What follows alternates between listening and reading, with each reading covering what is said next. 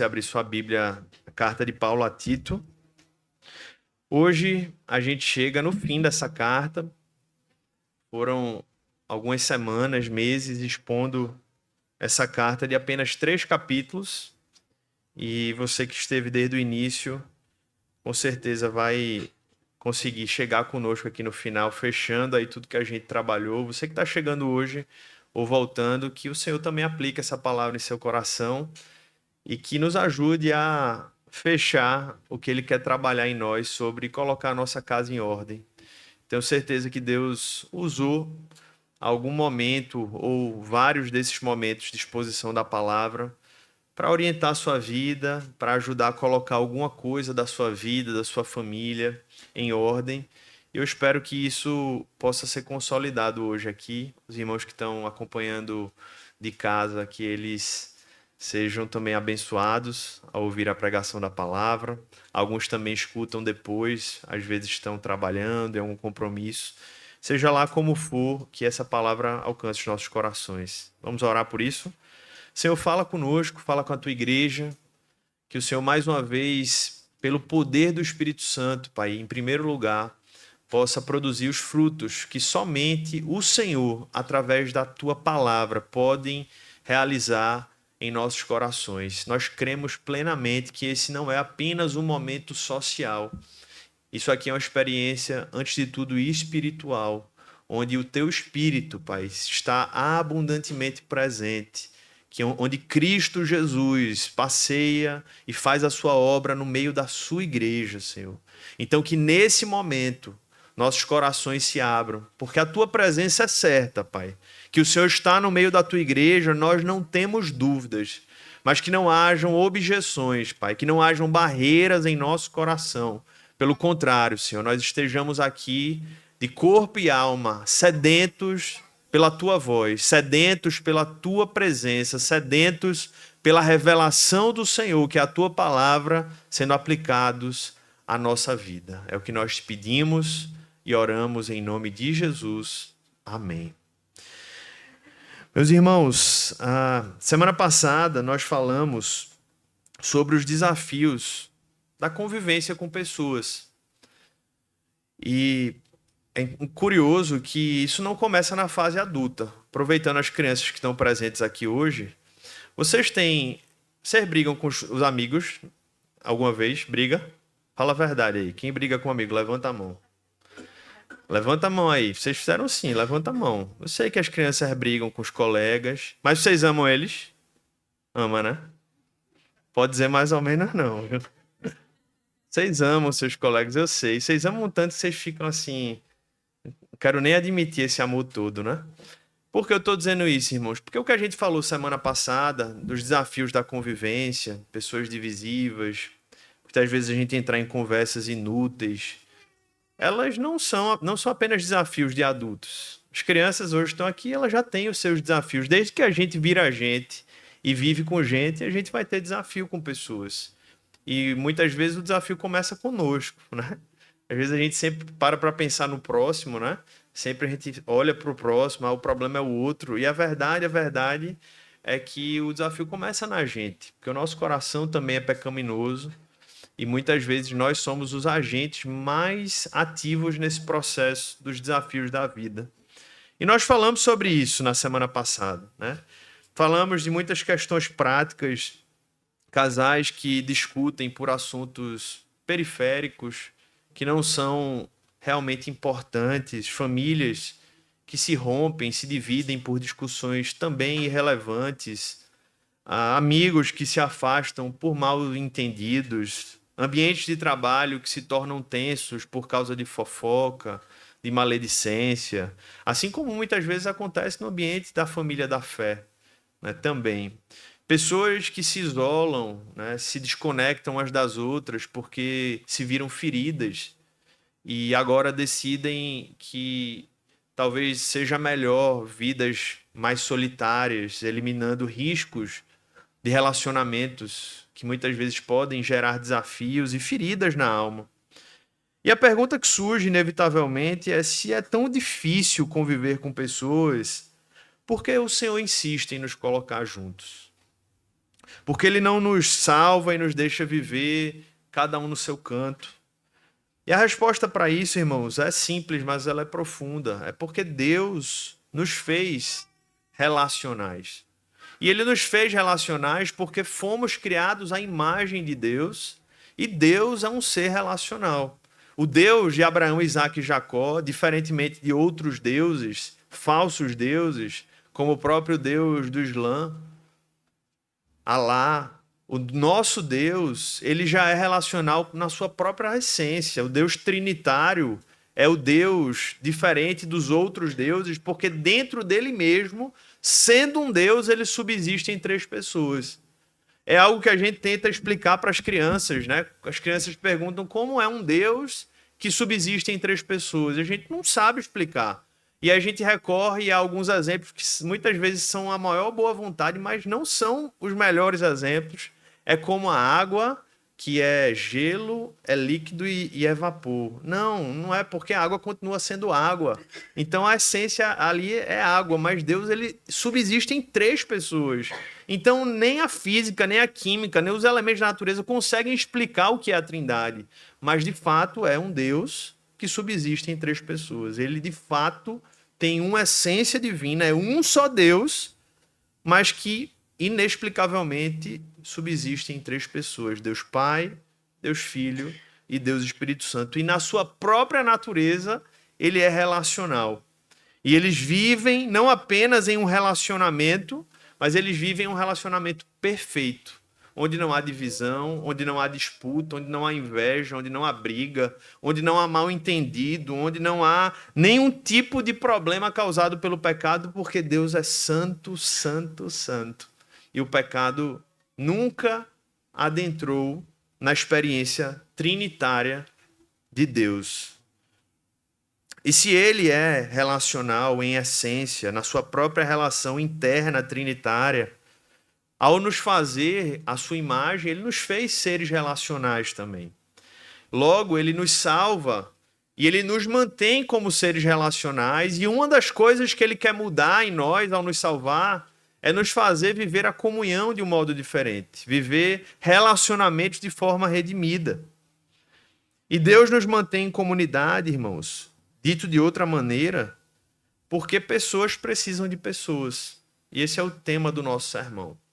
Pessoas precisam de pessoas. E a prova disso é o que a gente vai ler no capítulo 3, versículos 12 a 15. Leia comigo os últimos versículos da carta. Quando eu lhe enviar Ártemas ou Tíquico, faça o possível para vir ao meu encontro em Nicópolis. Estou resolvido a passar o inverno ali. Ajude da melhor maneira possível Zenas, o intérprete da lei, e também Apolo, para que não lhes falte nada para a viagem. E quanto aos nossos, que aprendam também a se empenhar na prática de boas obras, a favor dos necessitados, para não se tornarem infrutíferos. Todos os que estão comigo mandam saudações a você. Dê saudações àqueles que nos amam na fé. A graça esteja com todos vocês. Amém. Antes de eu expor o texto aqui, eu me lembrei uma vez que eu ia dar e esqueci. Domingo que vem a gente começa o período do Advento, preparação para o Natal, e o Bispo Alexandre estará pregando aqui na nossa igreja. Todos estarão convidados a estar aqui, iniciando essa preparação para o Natal. Estava aqui nos meus avisos e eu pulei, tá bom? Pra você se preparar para esse momento aqui de início, né, da lembrança da vinda de Cristo ao nosso mundo. Mas voltando aqui para o texto, irmãos. Depois que Paulo fala sobre doutrina, depois que ele confronta, depois que ele instrui, depois que ele tratou várias coisas para colocar a nossa casa em ordem, em nossa família, em nossa vida espiritual, na vida comunitária da fé, depois dele falar de vários desafios na vida relacional, como foi semana passada, nos relacionamentos, inclusive os difíceis. Depois dele tratar de tudo isso, ele termina a sua carta falando de pessoas. Ele cita nomes, ele fala da importância de contar com a ajuda de pessoas, da hospitalidade, da comunhão. E de algum modo é como se Paulo estivesse dizendo a Tito: Tito, a vida cristã, ela é feita de pessoas, caminhando com pessoas. E para se colocar a casa em ordem, realmente você inevitavelmente vai precisar contar com pessoas. E é a partir dessa ideia na qual Paulo termina toda a sua carta falando de pessoas e cita várias, mostrando como precisamos de pessoas, que a gente vai extrair algumas lições aqui para a gente, concluir essa carta e aplicar esse sermão às nossas vidas. E a primeira lição é o próprio título. É, de fato, a ideia de que pessoas precisam de pessoas. Isso pode parecer algo óbvio, mas eu quero lembrar você da importância disso. Principalmente diante de uma realidade onde, muitas vezes, à luz do que falamos semana passada, pessoas se fecham a pessoas por terem sido feridas por pessoas. Isso não lhe dá, nem me dá, nem nos dá a liberdade de, a partir de agora, prescindir, abrir mão de pessoas, porque, porventura, algumas delas nos feriram. Isso não muda o fato de que pessoas continuam precisando de pessoas. Paulo deixa muito claro aqui, a primeira coisa que ele está dizendo para Tito é: Tito, eu preciso de você. Ele diz assim: eu preciso que você venha ao meu encontro em Nicópolis. A gente não sabe exatamente o que Paulo precisava, mas possivelmente era alguma agenda ministerial. Muito provavelmente Paulo precisava contar com o apoio dele para alguma nova missão que Deus estava enviando. E para isso, Tito sabe que só pode ir se alguém o apoiasse. Ele precisava de alguém para fazer o trabalho que ele estava fazendo. E Paulo ele deixa claro como ele pensava em resolver isso. Eu vou lhe enviar Ártemas ou Tíquico. E algum desses dois vai lhe ajudar, vai lhe apoiar onde você está para que você possa vir ao meu encontro. E aí entra outras duas pessoas, Zenas e Apolo, que provavelmente foram as pessoas que levaram a carta escrita de Paulo a Tito e que possivelmente estavam em várias missões, porque Paulo diz, olha, eles estão indo até aí que não lhes falte nada para a viagem. Viagem que provavelmente era a viagem que envolvia levar essa carta e cumprir várias outras missões que faziam parte da missão da igreja naquele contexto. Isso mostra, irmãos, assim, num quadro bem geral, o que o tema dessa mensagem quer dizer. É que é impossível viver uma vida, inclusive a vida cristã, fora de relacionamentos. Paulo não dá conta sozinho, Tito não dá conta sozinho, Zenas e Apolo não dão conta sozinho, e significa que eu e você também não. Pessoas precisam de pessoas, e nem Paulo, o grande apóstolo, um exemplo de maturidade teológica, relacional, espiritual, emocional, precisava de pessoas. Tito, um líder promissor, um jovem pastor na igreja de Creta, precisava de pessoas. E Zenas e Apolo também. Todos eles dependem de outros. E essa é uma marca da cultura do reino de Deus, irmãos. É uma cultura de interdependência. A gente depende uns dos outros na medida em que a gente se relaciona. A gente tem um relacionamento com Deus, mas a gente vive uma cultura de interdependência, que contrasta muito com a cultura moderna, que é marcada por autonomia e é marcada por autossuficiência. Mas o Evangelho ele nos diz o oposto. O Evangelho nos diz: levem as cargas uns dos outros. Então, quando alguém diz assim, eu não preciso de pessoas, eu resolvo sozinho, eu dou conta, eu não preciso da igreja, a pessoa está indo literalmente de encontro à própria natureza, como Deus nos criou, e indo de encontro à revelação bíblica. E normalmente, irmãos, quando esse discurso é desenvolvido, as pessoas usam tentando falar como se houvesse muita maturidade. Não, não preciso. Eu já tenho uma espiritualidade muito desenvolvida. Eu leio a Bíblia sozinho, eu oro na minha casa, sabe, eu tenho minha espiritualidade própria e não se percebe que isso é uma grande falta de maturidade espiritual, se não for um grande pecado oculto de orgulho ou muitas vezes de feridas abertas que não foram tratadas, onde não se houve perdão de pecados, onde não houve busca de reconciliação. Então, onde parece que há uma maturidade, nesses discursos, normalmente existem, no mínimo, a imaturidade espiritual e possivelmente pecados não tratados nessas situações. E especialmente agora, quando nós estamos lidando com o avanço da inteligência artificial, é que mais ainda a gente precisa perceber como pessoas precisam de pessoas. Porque na era da inteligência artificial, as máquinas respondem de maneira mais rápida, mais assertiva, mais elucidativa do que pessoas. Resolvem tarefas normalmente de maneira mais rápida, mais eficaz do que pessoas. E uma das tentações vai ser a substituição de pessoas por tecnologia. E, naturalmente, vão existir substituições inevitáveis, já estão existindo. E sempre existiu coisas que as máquinas, de fato, podem fazer no lugar de pessoas. Mas, deixa eu dizer algo para você. Tem algumas coisas que as máquinas não podem fazer no lugar de pessoas. Sabe por quê? Porque as máquinas, elas não têm alma. E tem coisas que só quem tem alma pode fazer na vida de outro. Então, máquinas podem executar, podem informar, mas não existe comunhão com a máquina.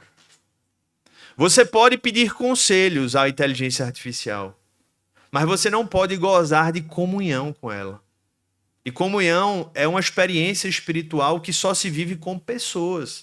E é um meio de graça, é um meio de cura, é um meio de instrução. E é muito mais do que apenas conselhos. Vai para além de ideias que surgem, vem de vidas que se cruzam e que se encorajam na caminhada. Então a máquina ela pode agilizar, ela pode dar informações, mas deixa eu lhe dizer, a inteligência artificial ela não discipula pessoas. O discipulado sempre vai continuar sendo feito por pessoas discipulando pessoas. A inteligência artificial pode dar uma ideia, pode até trazer algum tipo de alívio por uma informação que ela dá, mas ela nunca vai tocar a alma com as palavras como uma pessoa faz. Ela nunca vai abraçar, obviamente, como um abraço humano. Então, o reino de Deus, meus irmãos, ele nunca vai poder ser vivenciado sem pessoas. A vida cristã não é um projeto individual, mas é um projeto comunitário, e isso Paulo mostrou para a gente, Tito mostrou para a gente, Apolo mostrou, Tíquico mostrou. E se eles precisaram, nós também precisamos. Por isso, a primeira lição é essa: pessoas precisam de pessoas. E isso que Paulo ensinou para ele mesmo e para os seus irmãos ali é uma aplicação para nós, né? A gente não pode caminhar sozinho, a gente não pode servir sozinho, a gente não pode lutar sozinho, a gente não pode viver sozinho. Pessoas precisam de pessoas. E isso é o meio pelo qual Deus realiza a sua obra em nossas vidas. Você pode repetir comigo? Pessoas precisam de pessoas. E aqui o texto ele mostra alguns exemplos de como pessoas precisam de pessoas, de maneira mais concreta.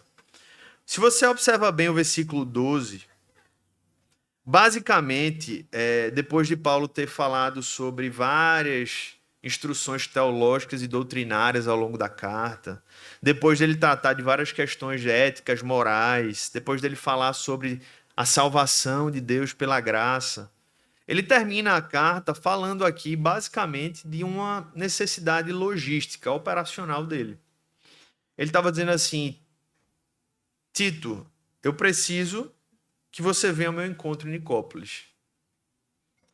E ele mostra que essa necessidade prática dele ali só poderia ser suprida por meio de uma experiência relacional. Ele diz: eu preciso que você venha, mas eu sei que você não pode deixar Creta só. E aí é por isso que entra Tíquico e Ártemas. E aqui, irmãos, vem uma lição muito prática. Pessoas precisam de pessoas para receber e dar apoio. Uma coisa assim extremamente prática da vida. Ninguém vive sem apoio de outras pessoas. Hoje está muito em voga falar sobre rede de apoio, né? Quem tem filho, eu tenho rede de apoio, não tenho rede de apoio. Veja, é impossível você viver sem uma rede de apoio.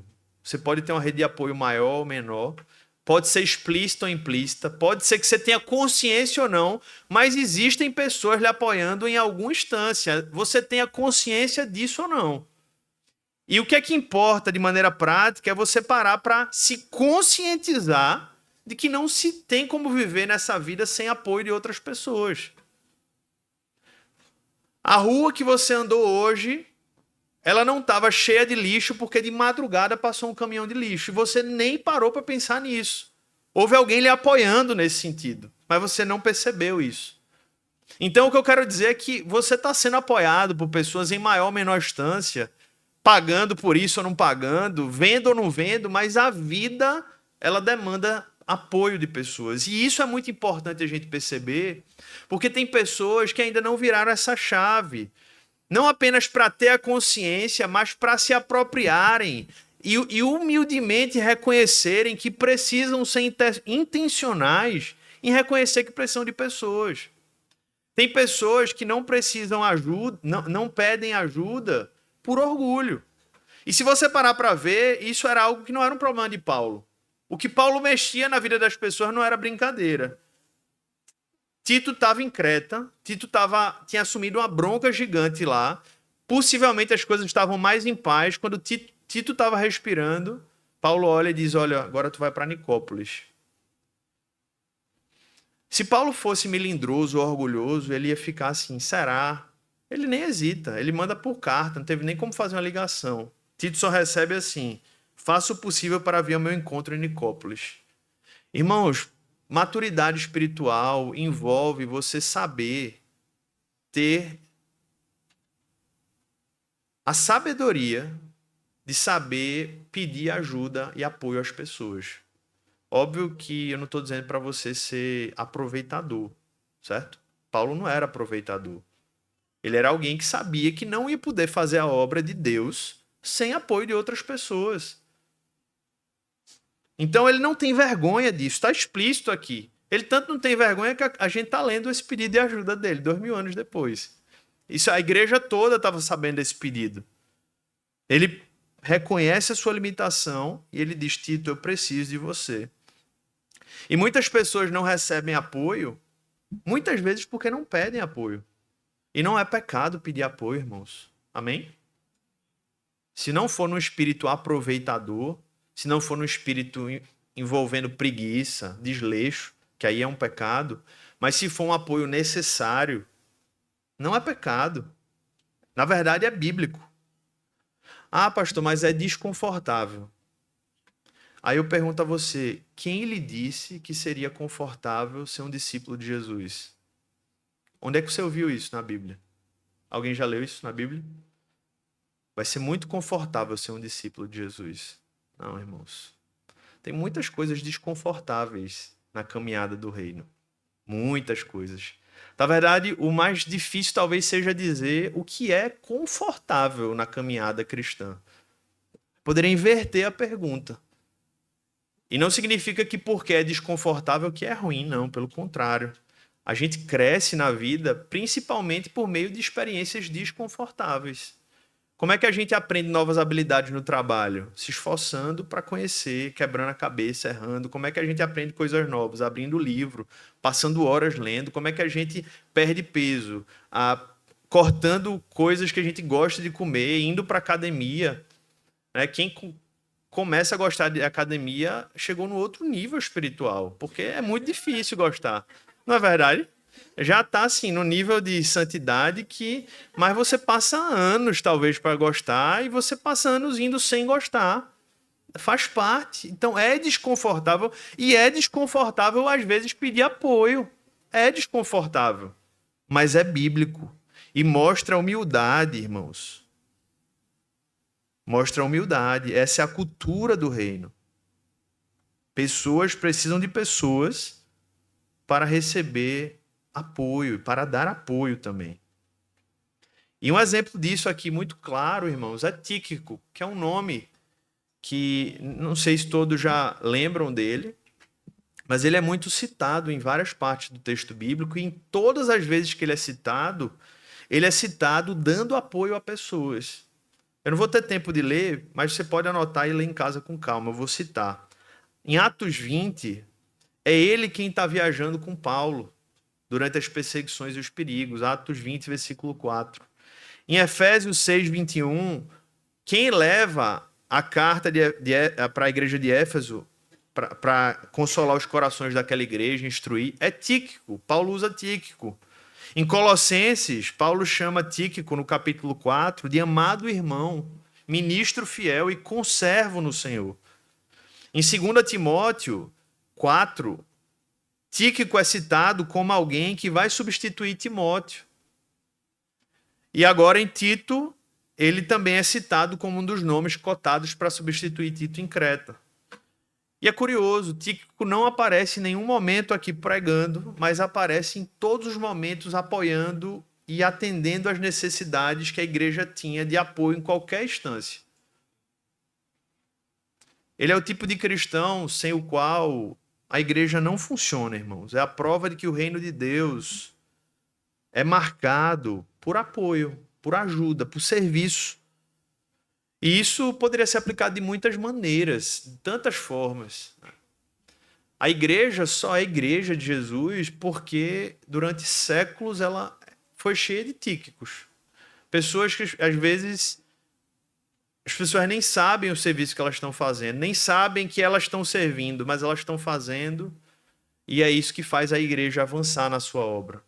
Ministérios, ações, ofertas, que as pessoas nem têm noção, mas as pessoas estão ali apoiando. E foi por causa de Tíquicos que ao longo da história a igreja se manteve.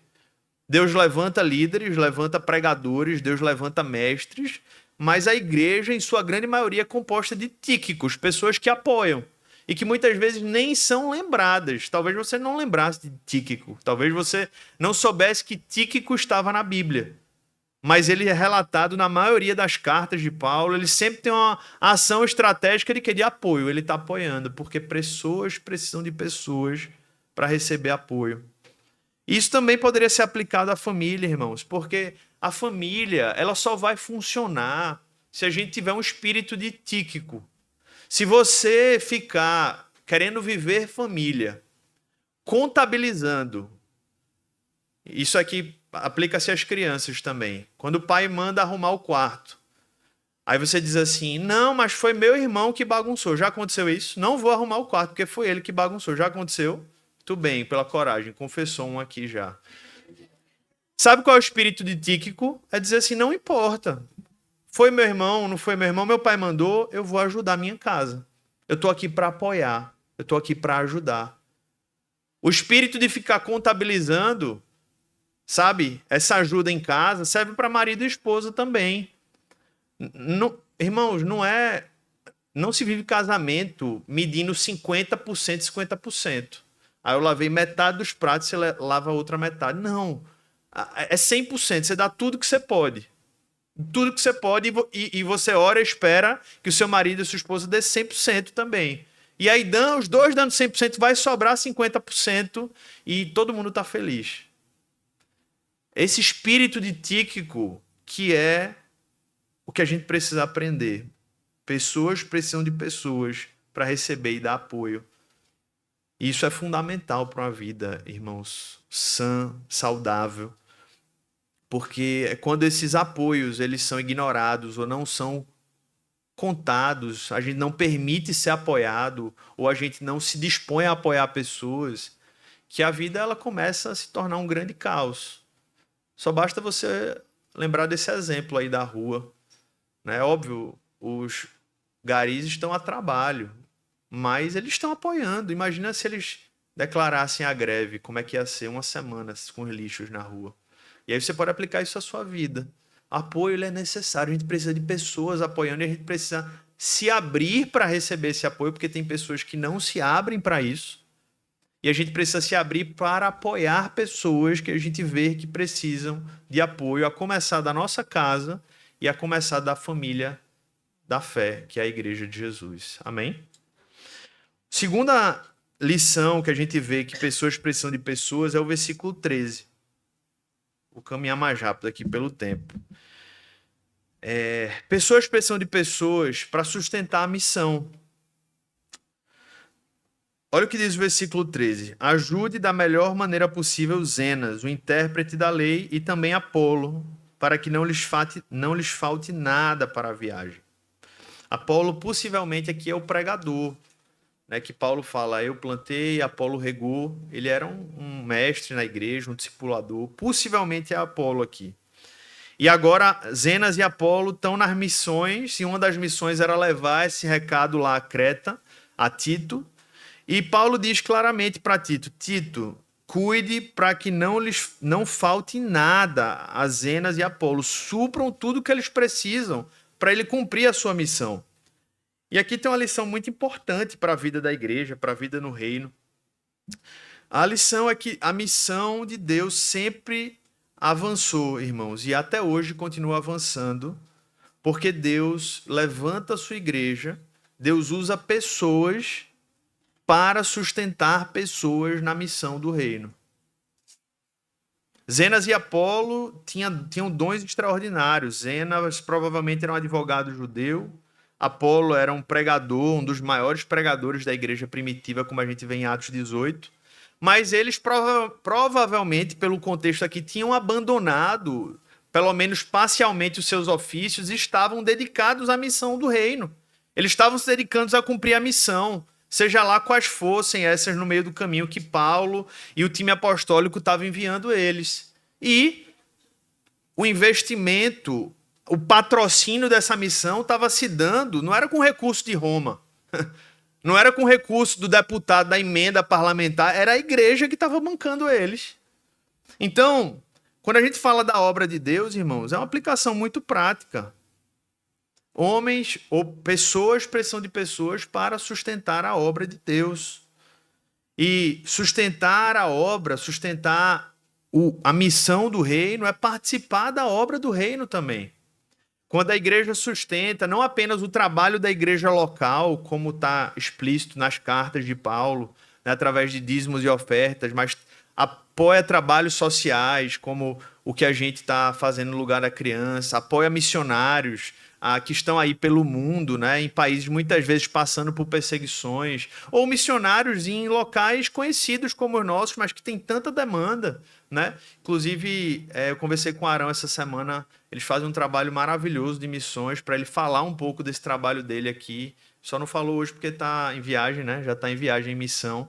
Mas como é que esses missionários da CRU, do Portas Abertas, de tantas agências missionárias, como é que eles fazem a missão?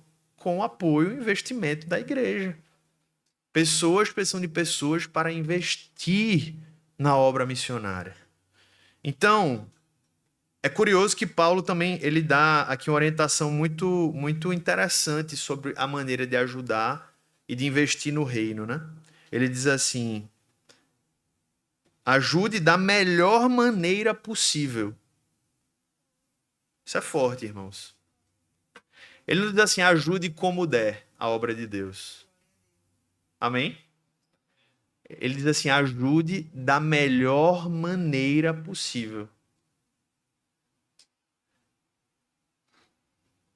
E aí, diante de textos bíblicos como esse, é uma pergunta engraçada que a gente vez ou outra recebe, né? Mas eu acho que esse texto responde, assim. Às vezes eu já vi tanto internet como irmãos às vezes vêm perguntar, é muito comum. Pastor, mas assim, o dízimo é do bruto ou do líquido? Não, esse não é o espírito, irmãos. O espírito é esse. Ajude da melhor maneira possível. Ajude da melhor maneira possível. Esse é o espírito do reino. Esse é o espírito de investir na obra de Deus. Porque muitos querem, ou todos os cristãos querem uma igreja forte. Mas nem todos querem sustentar o trabalho da igreja local. Muitos querem ver as missões alcançando o mundo, os povos não alcançados. Mas poucos querem investir em missionários para irem e pregar o evangelho em lugares que a gente talvez nunca vai chegar. Então, segunda lição é pessoas precisam de pessoas para investir na missão, para sustentar a missão do reino. Amém, irmãos? Quarta lição já. Versículo 14. E quanto aos nossos, que aprendam também a se empenhar na prática de boas obras a favor dos necessitados, para não se tornarem infrutíferos. Pessoas precisam de pessoas para aprender a fazer o bem.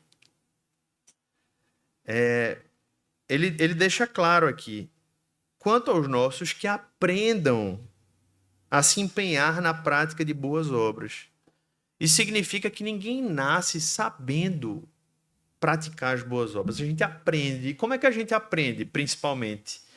Olhando, observando as outras pessoas. A experiência de aprendizado, ela se dá muito na esfera cognitiva, sim, né? Lendo, estudando, ouvindo. Mas existe uma experiência de aprendizado que é muito mimética, ou seja, se aprende pela imitação. Tem coisas que você só vai aprender quando você observar outras pessoas praticando boas obras e você vai dizer, entendi, legal. Aprendi como praticar essa boa obra. Aprendi como ser um instrumento de graça na vida dessa pessoa. E aqui ele volta a esse tema que é um tema recorrente em toda a palavra de Deus. Ele fala sobre praticar as boas obras. É um tema que ele fala aqui em todo capítulo, em toda a carta de Tito.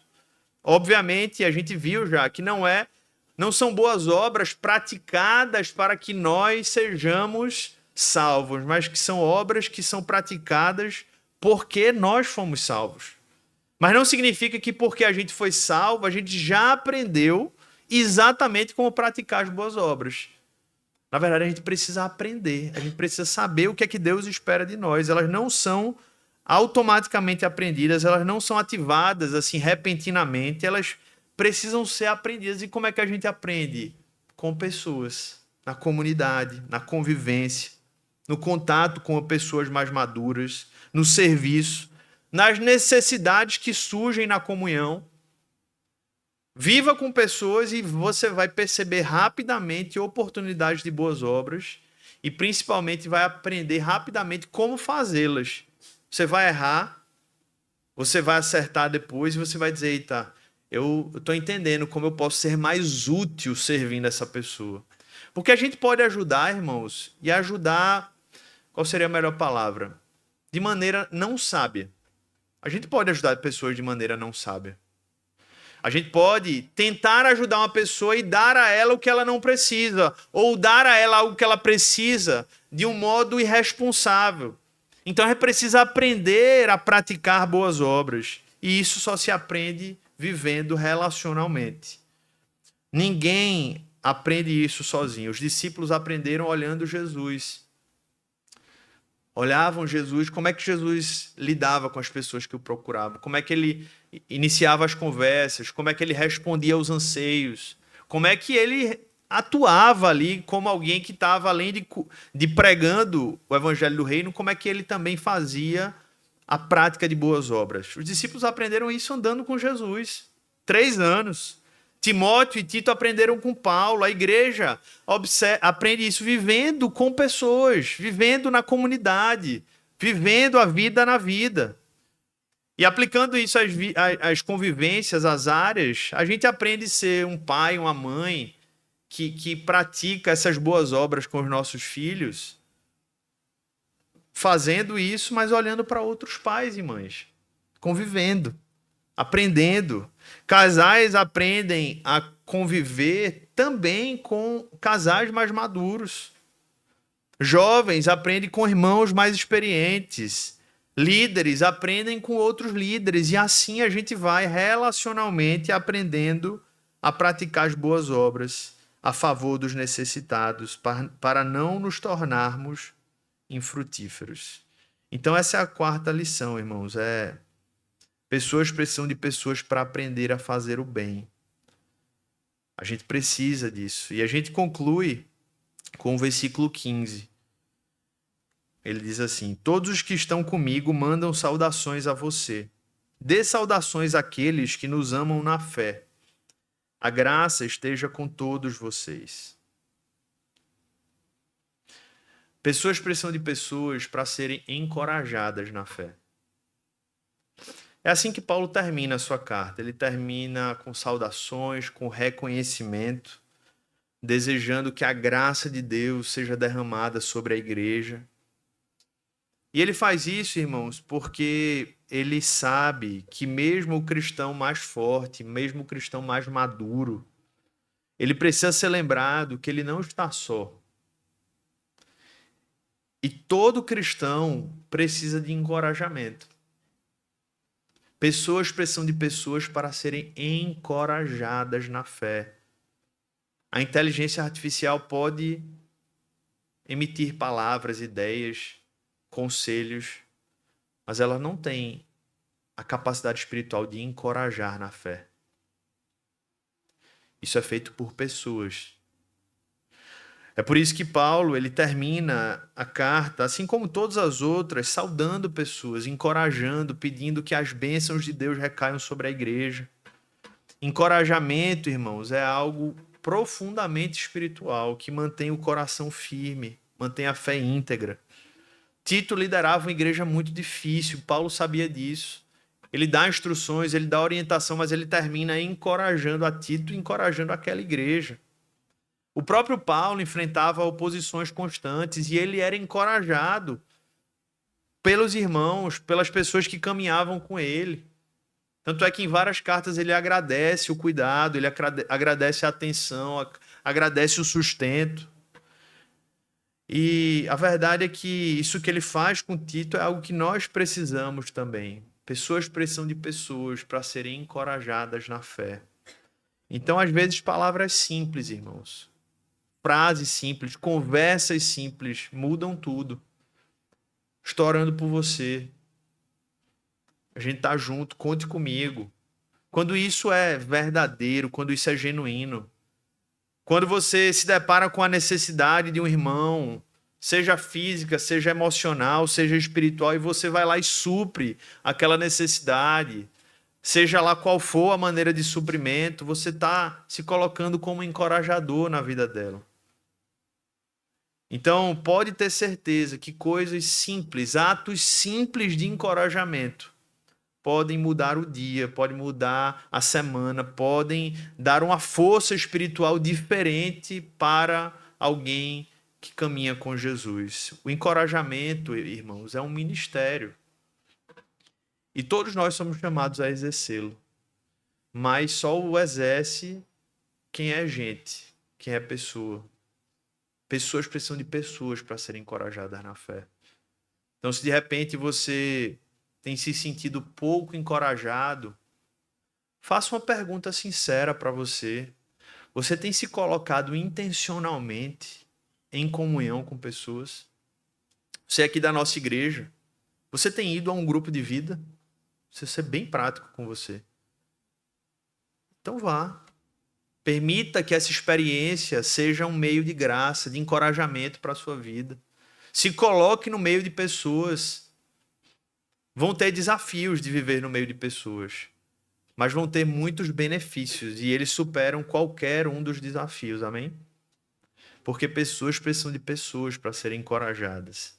E eu queria concluir, irmãos, lembrando que ao longo dessa carta, Deus nos mostrou que Deus, ele salva pessoas, ele salva pela graça. No capítulo 2 a gente viu como Deus opera essa salvação maravilhosa, graciosamente.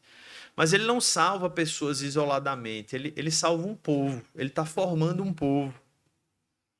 Ele não só transforma indivíduos, mas ele faz esses indivíduos caminharem juntos. É assim que Paulo termina, ele mostra que nesse mosaico aí, daquela igreja em formação, Deus no final das contas estava juntando pessoas, porque pessoas precisam de pessoas. Pessoas precisam de pessoas, mas antes mesmo de precisarmos uns dos outros, eu não poderia terminar sem falar que a gente precisa absolutamente, acima de todas as demais coisas, de uma pessoa: Jesus Cristo. Ele é o único capaz de colocar a nossa vida verdadeiramente em ordem.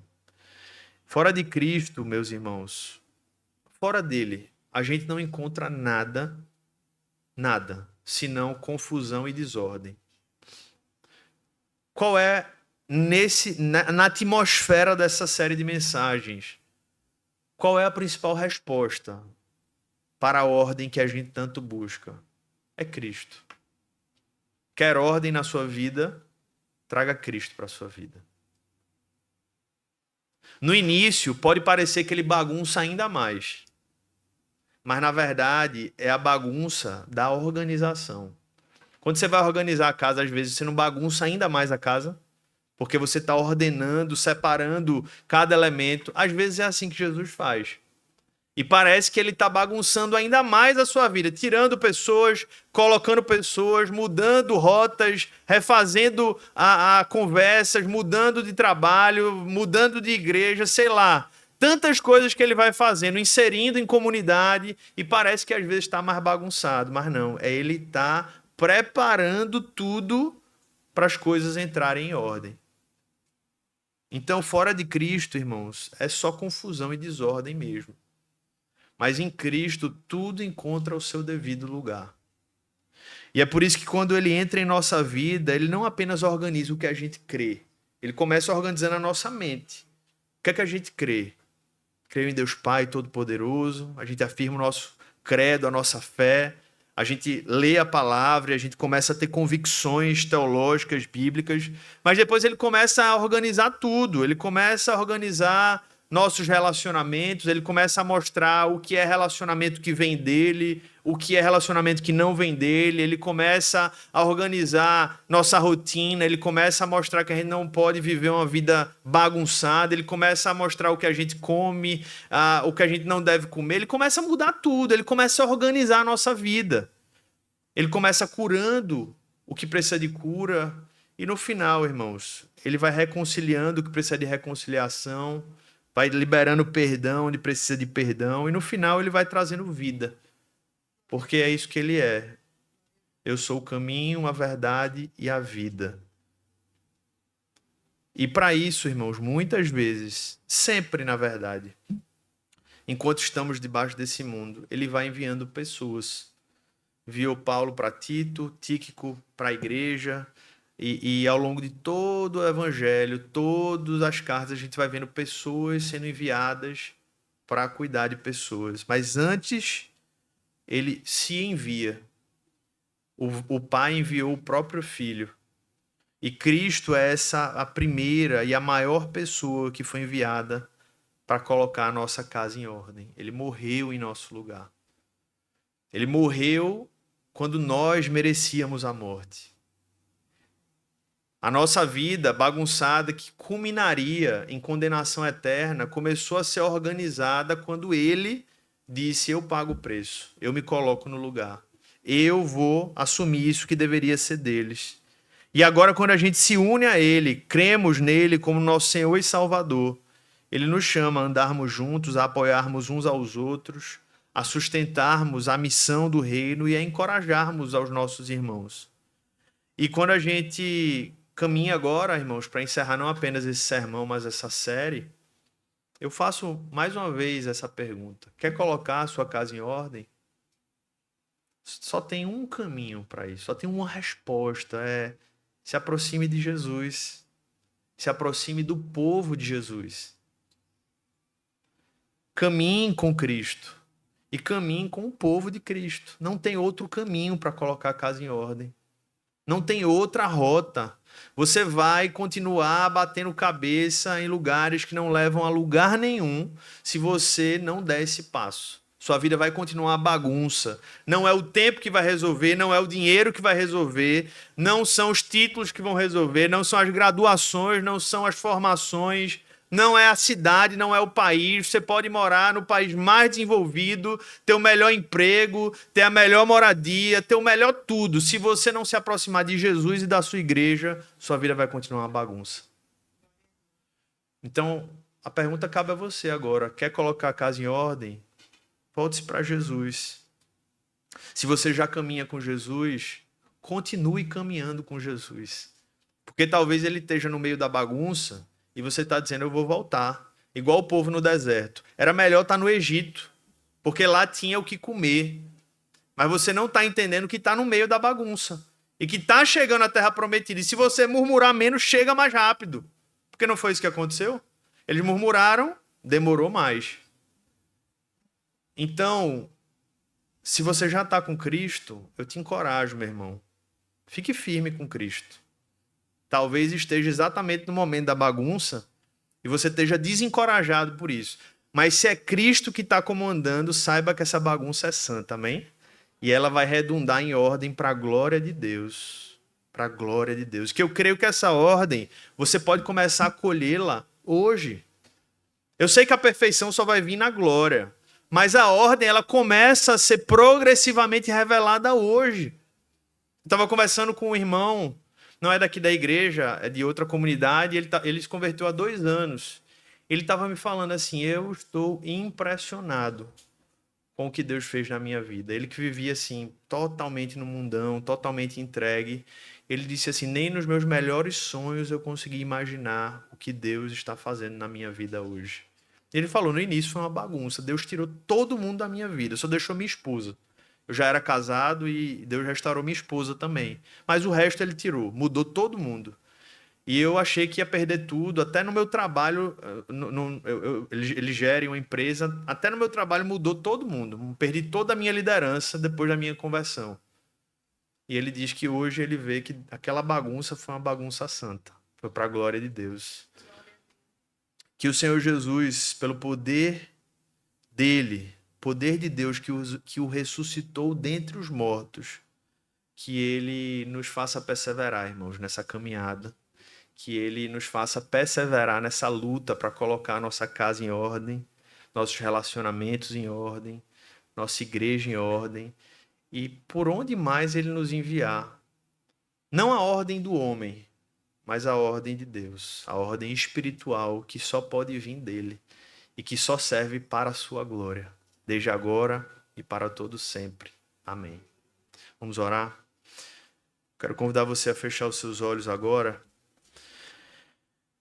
E você fazer desse momento não apenas um momento de encerramento da mensagem, mas também de encerramento dessa série. Eu creio que Deus ele usou essas semanas para falar o seu coração, para falar o meu coração. E a pergunta que eu quero convidá-lo a fazer, o que é que o Senhor está te pedindo hoje? O que é que você vai fazer à luz do que Deus está te pedindo? Se ele te chamou esses dias, essas semanas, para pensar sobre colocar a sua casa em ordem, a pergunta é, o que você vai fazer agora? O que é que Deus está te pedindo? O que é que ele está te chamando a fazer? Prepare o seu coração para a ceia do Senhor, assim como no Antigo Testamento, os cultos se preparavam-se para entregar sacrifícios diante de Deus. Aqui nós estamos diante do sacrifício. Cristo já se sacrificou por nós. Ele é o sacrifício perfeito. Mas o que ele pede de nós hoje é a nossa vida como resposta à obra que ele mesmo fez por nós. Então ele está diante dessa mesa dizendo, eu já fiz tudo por vocês. Meu corpo e o meu sangue foram derramados. Eu já fiz tudo para colocar a casa de vocês em ordem. A pergunta é, o que é que vocês vão fazer por mim? Vocês vão se entregar? Vocês vão dar a sua vida? Vocês vão entregar tudo que vocês têm? Então que nessa manhã, diante da ceia do Senhor, diante do que ouvimos, que a gente possa orar e preparar o nosso coração para o solene momento da ceia do Senhor Jesus. Vamos orar. Senhor Deus, estamos aqui e ao longo dessas semanas fomos confrontados, desafiados, encorajados. E a minha oração é que o Senhor possa aplicar pelo Teu Espírito tudo aquilo que o Senhor precisa aplicar em nossos corações. Nós somos falhos, nós somos confusos, mas a Tua palavra, Senhor, é perfeita, ela é luz, nela não há confusão. E a minha oração, a nossa oração como igreja é: fala conosco, Senhor. Aplica tudo o que ouvimos nessas semanas e hoje, para que nós saibamos claramente o que o Senhor espera de nós. Quais são os passos que o Senhor quer que a gente dê, para que a nossa vida, a nossa casa espiritual seja colocada em ordem. Livra-nos do mal, Senhor. Perdoa os nossos pecados. Estamos aqui diante da mesa do Senhor, da ceia que nos aponta para o fato de que o Senhor nos amou tanto ao ponto de enviar o teu próprio Filho para nos amar. Colocar a nossa vida espiritual em ordem, Pai. Pagar o preço pelo nosso pecado. Nos purificar. Era algo tão importante para ti que o Senhor sacrificou o teu próprio Filho. Que nós possamos responder à altura, Senhor, a essa obra de amor. Que nós possamos te amar em resposta ao amor que o Senhor nos deu por meio de Cristo Jesus. E que a nossa maior prova de amor, Senhor, seja obedecer a ti, guardar os teus mandamentos, fazer a tua vontade. Porque assim, Senhor, seremos abençoados. Teremos as nossas vidas colocadas em ordem para o nosso bem, mas principalmente para a tua glória. Prepara os nossos corações, examina-nos e nos faz a gente ter a capacidade de se examinar, para que a gente possa beber do cálice, para que a gente possa comer do pão, sendo renovados pela presença do Espírito e pela presença de Cristo no meio da sua igreja. É o que nós pedimos e é o que nós oramos. Em nome de Jesus. Amém. Amém.